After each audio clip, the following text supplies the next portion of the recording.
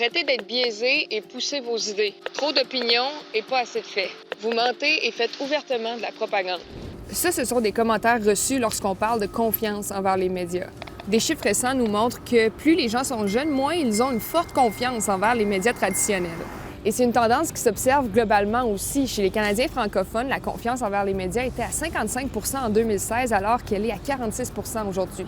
La semaine passée, avec des collègues, on est allé à l'Université Laval pour entendre la population. En fait, on voulait juste entamer la discussion. Ça n'a pas été filmé ou rien. Il faut dire que cette discussion-là, on l'a aussi eue avec des experts pour comprendre les raisons. Évidemment, la pandémie, ça a été un facteur, là, on l'a vu. Moi, parmi les raisons que je vois qui peut affecter la crise de la confiance du public, évidemment, il y a toute la question de l'opinion. On le voit, là, l'opinion occupe une place de plus en plus importante dans nos écosystèmes médiatiques. Tu sais, si les médias prennent pas le temps de comprendre pourquoi la confiance s'effrite, bien, de moins en moins de gens vont nous écouter. En ce moment, plus les gens sont jeunes, moins ils consultent l'actualité. Ça peut être inquiétant parce que ces jeunes-là sont ceux qui grandissent et si les médias ne les récupèrent pas, on va effectivement se retrouver avec une baisse de fidélité énorme. Pour contrer cette tendance, des journalistes essayent d'être cool. Comme moi, j'essaye d'être cool. Il y a cette première démarche qui dit on va essayer de sortir un peu de notre façon un peu froide et un peu guindée de faire de l'information, puis on va aller chercher les jeunes dans leur code, dans leur langage, dans leur lieu de rassemblement.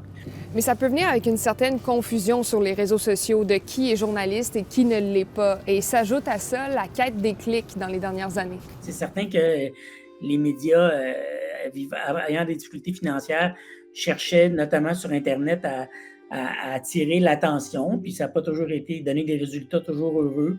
Donc, cette guerre au clic-là aussi a pu amener une baisse de confiance. Le ministre Lacombe a aussi soulevé ce point-là récemment. Parfois, on peut trouver que l'information, elle est incomplète.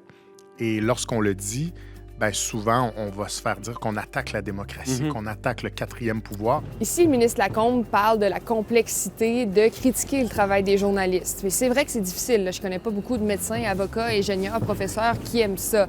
Mais est-ce que la confiance envers les médias, ça ne va pas encore plus loin? Je pose la question. C'est un enjeu de société. C'est pas juste une crise qui touche les journalistes et les médias. C'est tout le monde qui est concerné par ça. Si on perd la confiance dans les institutions et dans les médias, mais je pense pas qu'on y gagne comme société. Et vous? Avez-vous des solutions?